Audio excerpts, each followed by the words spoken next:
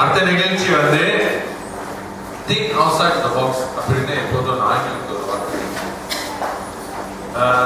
இந்த சொல்வனர் மன்றத்தில் நாங்கள் வந்து இடையில என்னோட மீட்டிங் இருக்கும்போது எங்கள் தலைவி சொன்னாங்க, ஏதாச்சும் செய்யணும்னு அப்படின்னு சொன்னாங்க. அப்போ டக்குன்னு ராமனர் அவர் எடுத்தோட டக்குன்னு ஒரு ஐடியா கொடுத்தாரு. ஏன் ஒரு மாசத்துல புதுமையா இருக்கிறவங்க நம்மளுக்கு தெரிஞ்சவங்க அழைச்சி ஒரு டாபிக் கொடுத்து பேச வைக்கக்கூடாது, புதுமையா இருக்கு. சரி இதே செய்வோம் அப்படின்னு சொல்லி இன்னைக்கு முதல் தடவையா இது நாங்கள் ஆரம்பிக்கிறோம். உங்களோட ஆதரவு எங்களுக்கு ரொம்ப தேவை. இன்னொன்னு, நீங்க அனுபவிச்ச சுகத்தை வந்து உணவுல சுவையா இருக்குன்னு சொல்றாங்க பாத்தீங்களா? அப்ப இந்த காலுக்கு சுவையா இருக்கும் போது மற்றவங்களுக்கும் நீங்க அதை போய் சொல்லணும். வாங்க பிள்ளைங்களை கூட்டிட்டு வர சொல்லுங்க. ஏன்னா இதெல்லாம் வந்து பார்த்து பார்த்து அவங்க பேச ஆரம்பிச்சோம். ஸோ அதே நான் நிச்சயமா காது கொடுத்து கேட்க போறேன்னு முடிவு பண்ணிட்டேன். சிஸ்டராமன்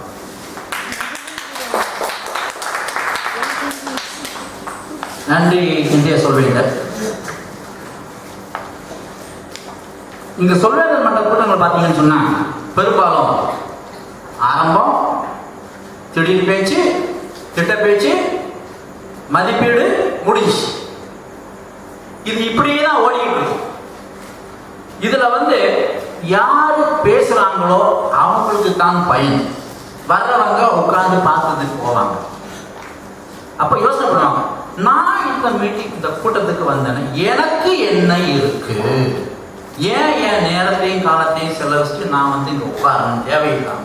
அவங்க ஏதோ பேசுறாங்க, பேசிட்டு போறாங்க, நானும் தண்டமே உட்காந்துட்டு போறேன் அப்படின்னு ஒரு பொதுப்படையான ஒரு அபிப்பிராயம் முடியும்.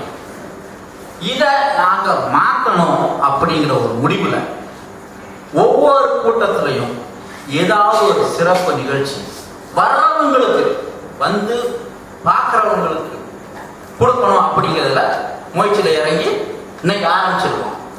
இன்னைக்கு அதாவது நான் என்ன எடுத்துக்கிறேன், இன்னைக்கு வந்து சங்க இலக்கியம்.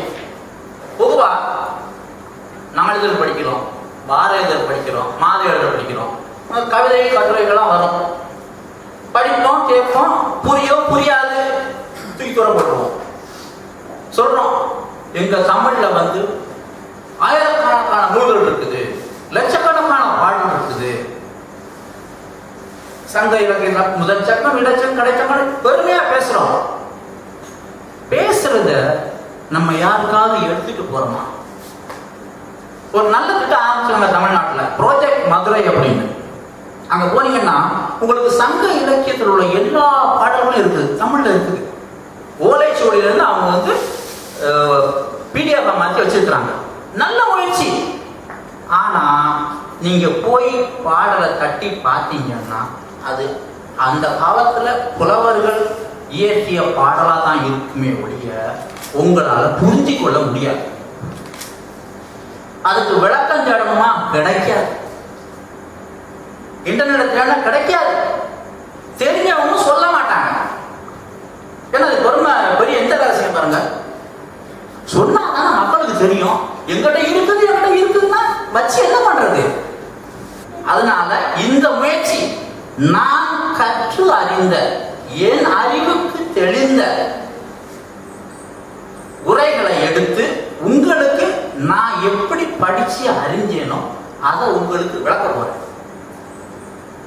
நீங்க அதை கேட்டு 4 அறிவுரைகள் எடுத்து அதுல என்ன கருத்து இருக்குன்னு தெரிஞ்சு உங்களுக்கு தெரிஞ்சவங்க நீங்க சொல்லுங்க. சொல்லாட்டி போல அட்லீஸ்ட் நீங்க தெரிஞ்சிருங்க. அப்போ ஓ தமிழ்ல இவ்வளவு இருக்குதா அப்படின்னு உங்களுக்கு தெரியும். இன்னைக்கு நான் எடுத்துக்கிட்டு சங்க இலக்கியம். சங்க இலக்கியம் வந்து 15ஆம் நூற்றாண்டு, கிபி 15ஆம் நூற்றாண்டுல வந்து ஒரு புலவர் இருந்தார், காலமேக புலவர்.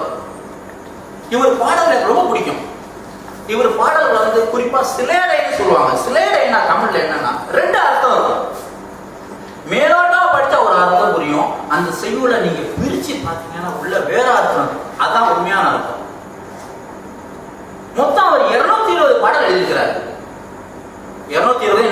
சொல்ல முடியாது.